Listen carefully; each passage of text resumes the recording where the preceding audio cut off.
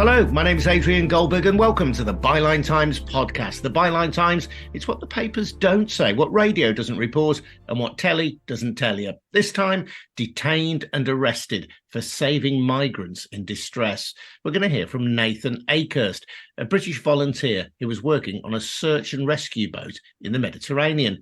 They took on board 114 people who had been drifting for days in vessels without food, fuel and water. Well done them, you might think, but that wasn't a view shared by the Italian authorities.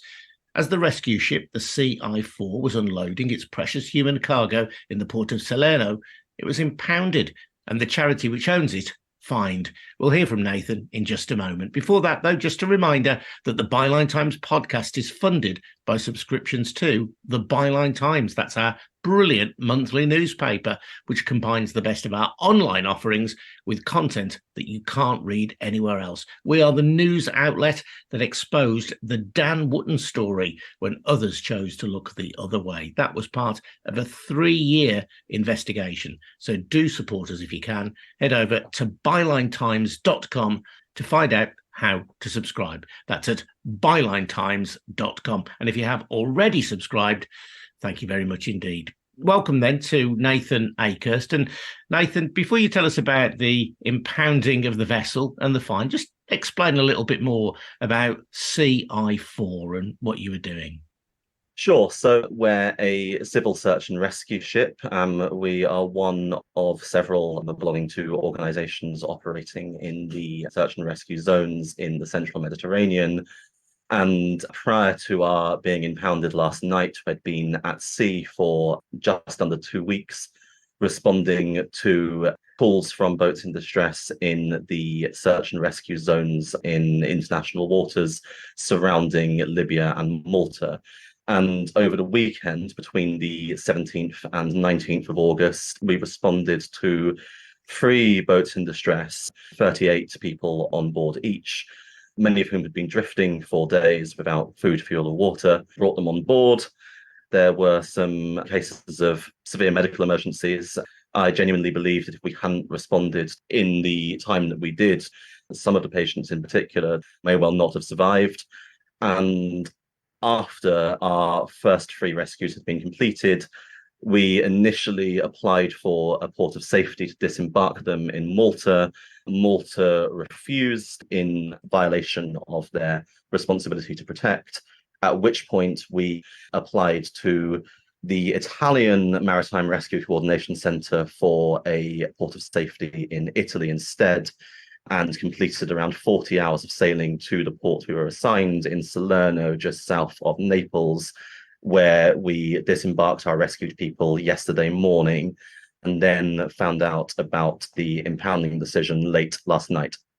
Tell me about the condition of the people that you saved. I know you say that you fear that some of them might have died without your intervention. 4, I believe, were unconscious when you arrived at Salerno. So what kind of conditions were people suffering from? It's important to bear in mind that long before they boarded the boats, these are people who have lacked access to healthcare in some cases for many years, who've been in extremely fragile environments, some of whom may well be survivors of torture, of war, of various extreme conditions, and have a raft of pre-existing conditions. And I think it's also important to remember that this is not a normal situation for search and rescue crews. I think as a comparison anecdote, I was picked up once by a search and rescue boat off the coast of England after walking out along the coastline too long and getting stuck on the side of a cliff. And so normally search and rescue vessels are responding to people who've just got themselves in some trouble and not people who have been in the most extreme and dreadful of circumstances for years in some cases, and then got into often unseaworthy boats and completely exposed to the elements in a scorching Mediterranean summer for several days. So as you say, we brought aboard 4 people that were unconscious. There was a bit of miscommunication from the people in the boat initially, because one of those people who were unconscious had been unresponsive for almost a day. And so we were informed that there was a dead person on board. Very fortunately, this turned out not to be the case, and our onboard hospital were able to revive and stabilize the 4 people that we brought aboard. But almost everyone in fairly parlous medical state. We had heat stroke, a lot of cases of scabies and lice. And yeah, we had our medical team working way overtime for a few days, seeing to people who, I stress again, hadn't had medical attention in some time and may well not receive appropriate healthcare in the future either. You as civilians were doing a job that people might expect the Italian equivalent of the RNLI to carry out, which I know is a charity, but nevertheless is an organisation trained to deal with rescues at sea. Or they might have assumed that one of the nation states that borders the Mediterranean might be operating some kind of coastal patrol. What was it left to you?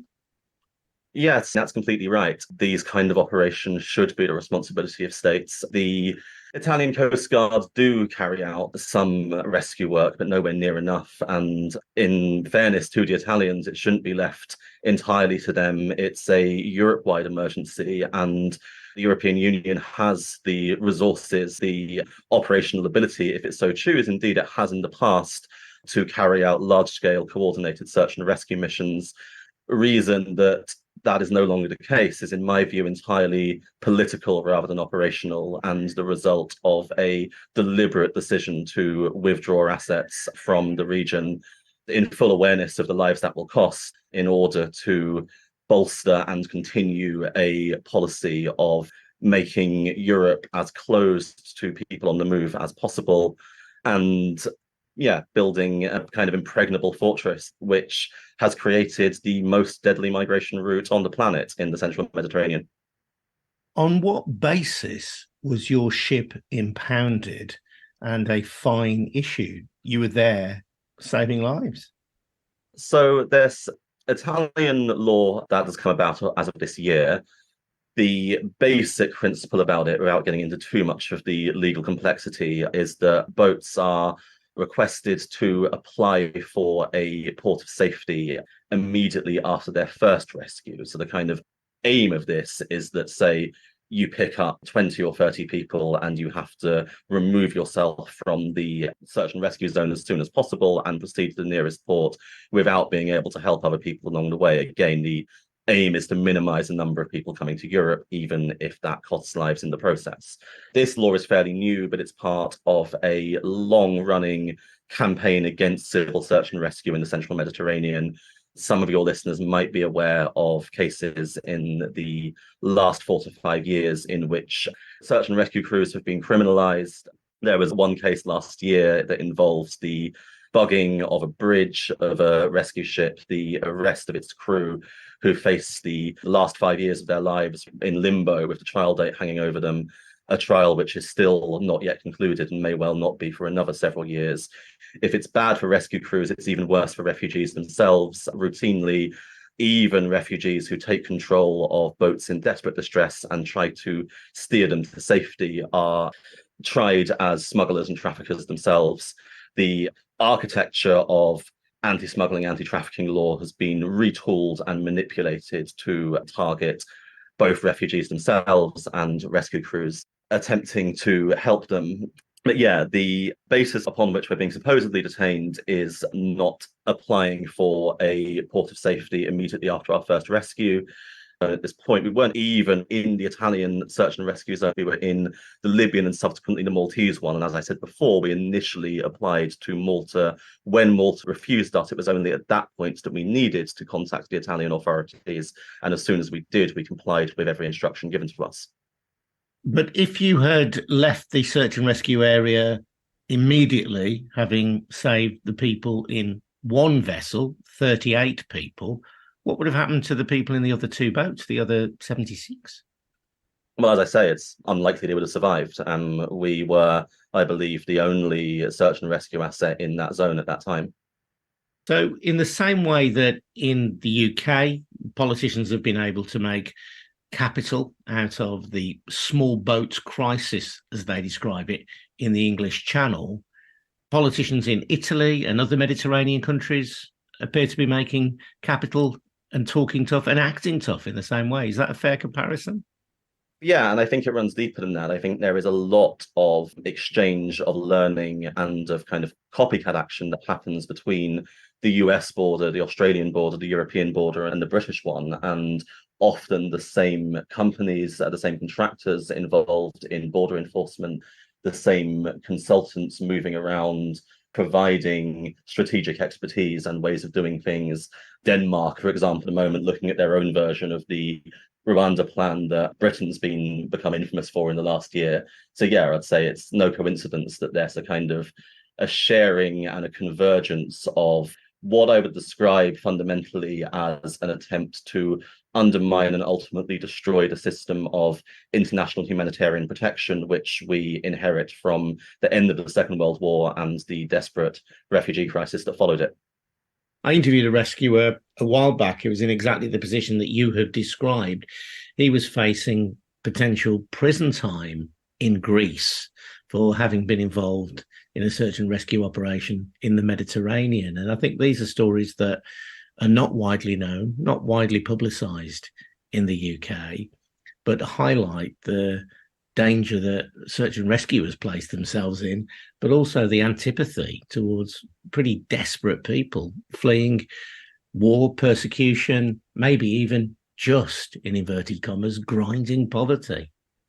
Yeah, I think that's absolutely right. I think there's a lot of energy and attention goes into misdirecting and occluding away from the fundamental humanitarian tragedies of all of this. I think the vast majority of sensible, right-thinking people would agree that no one should be left to die at sea, would agree that we have a responsibility and a duty to protect people from harm, from suffering, from death where we can. And I think that goes beyond people's political persuasions. But there is, as I say, an awful lot of political energy that goes into covering up and avoiding that simple truth. Yet there are criminal gangs who control these vessels, who take money from desperate people and set them afloat on the high seas in sometimes untrustworthy vessels. Do you accept the argument that by being involved in search and rescue, that you are helping to feed the market for this traffic in desperate humanity? No, I don't accept that at all. There's actually a pretty comprehensive study out recently that quantitatively debunks this migrant taxi service theory that's been a far right talking point for about 6 or 7 years now. But I'd say two things. One is that the only reason that the smuggling gangs have markets to exploit in the first place is because there is a complete absence, a complete shutdown of safe routes, of the ability to exercise one's rights to international protection, as I was talking about before, which causes people to exploit that situation. And the second thing I'd point to is the active collaboration of European authorities, with Libya being one example, militias, partners, externalized border enforcement that are directly linked to smuggling operations themselves. So there are Western forces supporting militia groups in Libya who themselves are profiting from this miserable trade.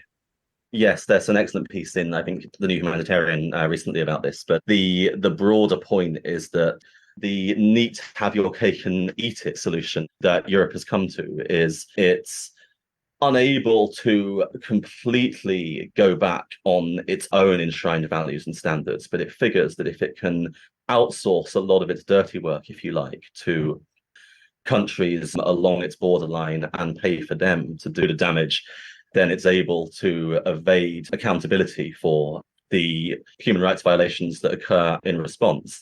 There's a fairly grim joke that sometimes does the rounds in civil search and rescue that the so-called Libyan Coast Guard is the country's only functioning state institution. This is a country that doesn't exercise a monopoly on violence within its own borders in any meaningful sense, or provide much in the way of any kind of state services whatsoever, and yet has this incredibly violent and incredibly efficient and well-armed and well-organized militia patrolling its coast and conducting, as I say, pretty violent operations every day, including shooting at boats or into the water around them, dragging people back to places where they have fled because they've been sold into slavery, tortured, similar. And all of this is financed through Italy in particular and EU mechanisms more broadly.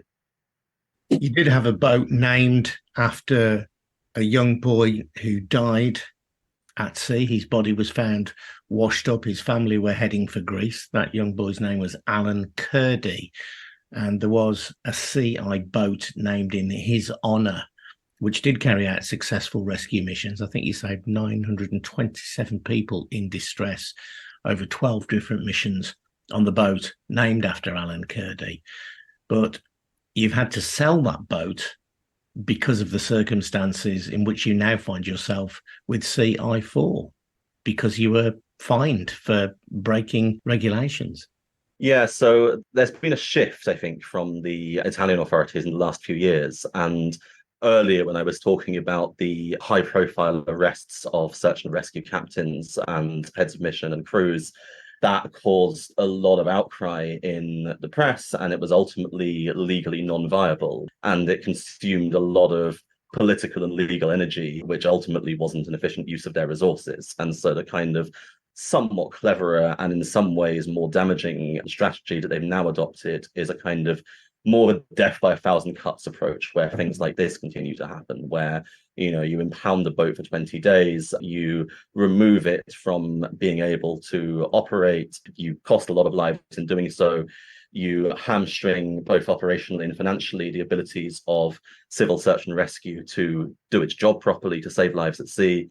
And you avoid some of the negative attention that has come to authorities that have been somewhat more kind of publicly aggressive in their attacks on rescuers in the last few years. Will you get this boat back, do you think, the CI4? Well, yeah, I mean, if all goes according to plan, it will be in our hands again in 20 days and able to leave. But as I say, that's 20 days in which, well, we were, as I was saying before, the only boat on patrol in the search and rescue zone where we were over the weekend. That continues to be the case. That's 20 days in a peak season for attempted crossings, in which over 2,000 people have already died this year. And those are 20 days that we won't get back. Before we finish, Nathan, can I just ask about you, a personal question? What motivates you to put your own life at risk by seeking to save the lives of others in the Mediterranean? There could be a whole range of potential answers to this, but I think it's, as I was saying before, ultimately very simple. This work should be being done by far more well-organized, far more competent authorities. It shouldn't be being left to volunteers, but it is, and somebody's got to do it, so it may as well be me. Nathan, thank you very much indeed. That's Nathan Akehurst from the CI charity, whose boat has been detained. They now face a fine as well. Is that a fine on the charity, let me just clarify, Nathan, or a fine on the captain? How does that system work? That's a fine for CI to pay, yes. So CI is a charity which obviously tries to raise money, then sees some of those donations going to the Italian authorities for simply fulfilling its mission of trying to save people at risk at the sea. You can check out their website, by the way, c-i.org, if you want to find out more about them. Nathan, thank you very much indeed for your time. I'm Adrian Goldberg. You've been listening to the Byline Times podcast, and we are funded by subscriptions to the Byline Times, just bringing you stories that you really won't see and hear in the mainstream media. And I think this is definitely one of them. If you want to support our work, don't forget to take out a subscription to the Byline Times. Get full details over at bylinetimes.com. We'll be back again very soon. But for now, thank you and goodbye. Cheers.